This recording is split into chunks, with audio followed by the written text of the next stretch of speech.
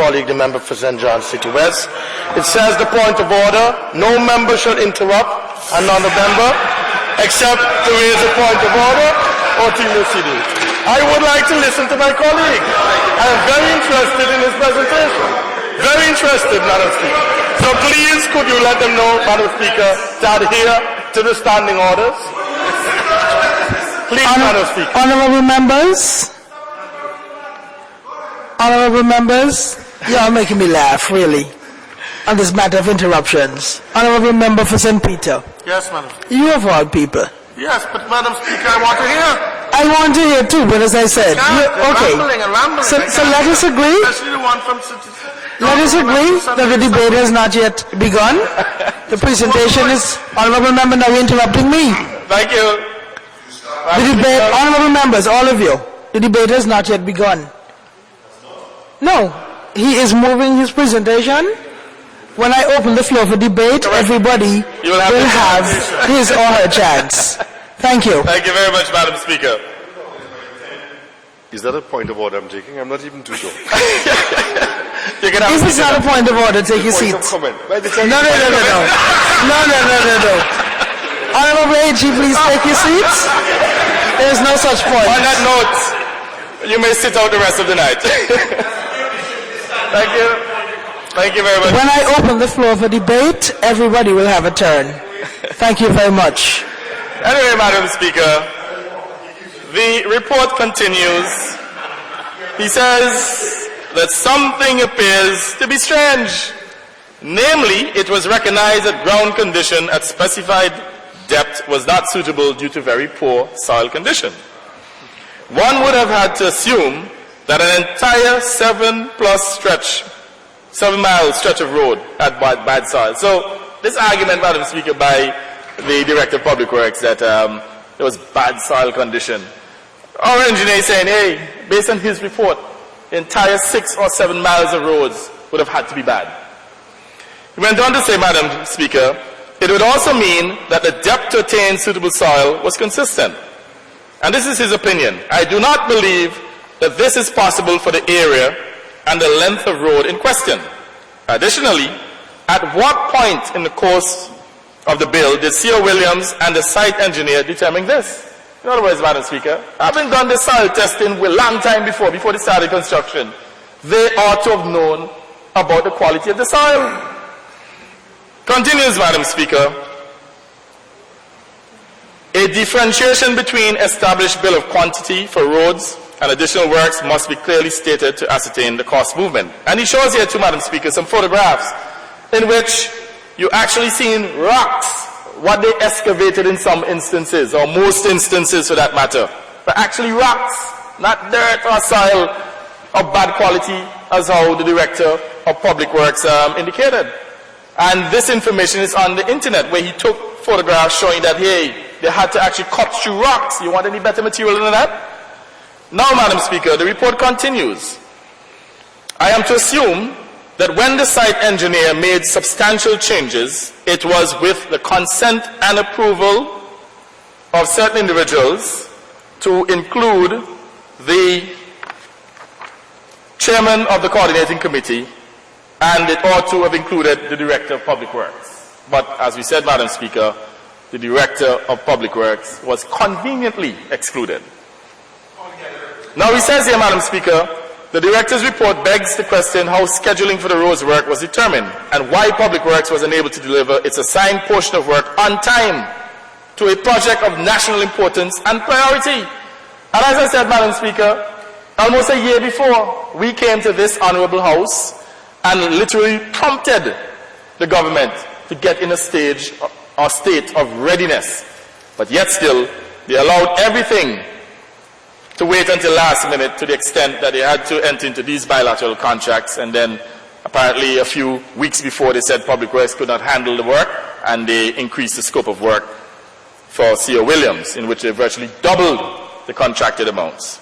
Now, Madam Speaker, the telling part of this particular report, which I'm just going to try and conclude, is that he has shown where we have had substandard work, Madam Speaker, where the sidewalk after less than a year were actually porous.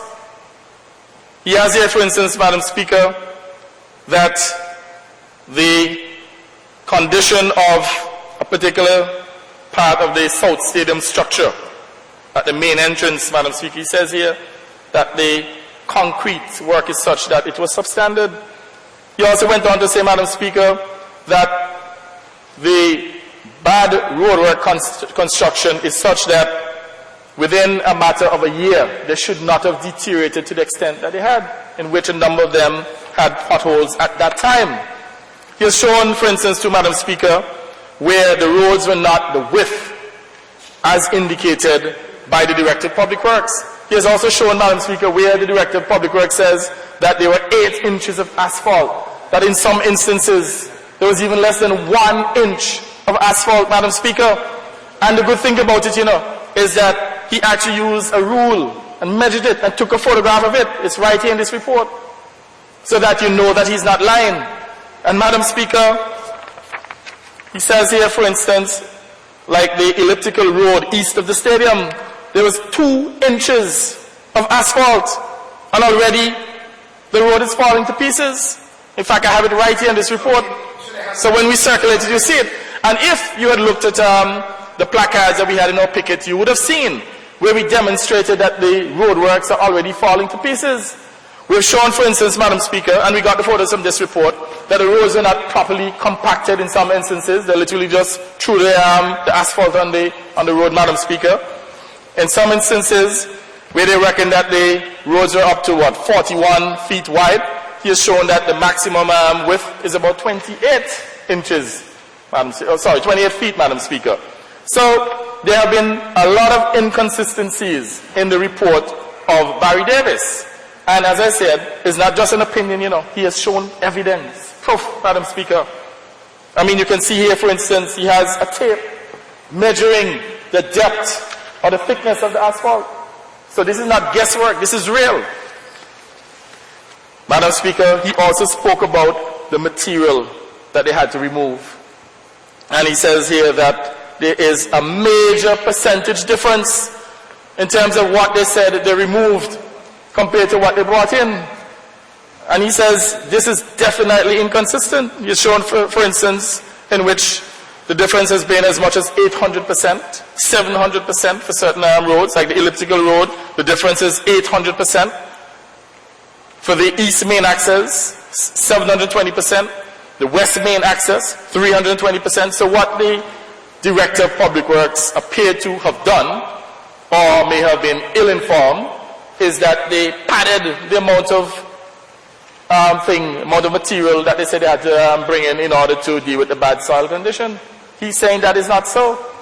So, Madam Speaker, having gotten this report, we recognize that, look, there are some fundamental problems here, and there's no way that a mile of road at the stadium, Madam Speaker, could run the people of this country $5, $6, $7, $8, $9, $10 million. Impossible.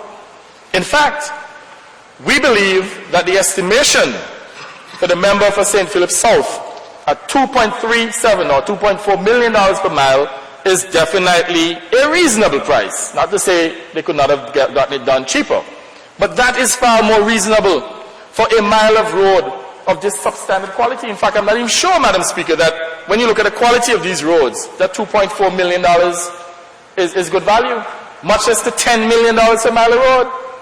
So, Madam Speaker, fundamentally, the people of this country did not get good value for money, and there are several... Point of order, Madam Speaker. I would like to find out from the honourable member. He said that the cost of $10 million per mile, would he provide us with the information on that? It's important. Point of elucidation? Yes, point of elucidation. Let me thank the member for St. John's Rural West for his question, Madam Speaker. And I would like to refer the honourable member to the schedule that was provided by the honourable member for Rural East, in which he stated that $74 million was spent on construction of roads, curbs, and drains. And Madam Speaker, this is a preliminary report. Now,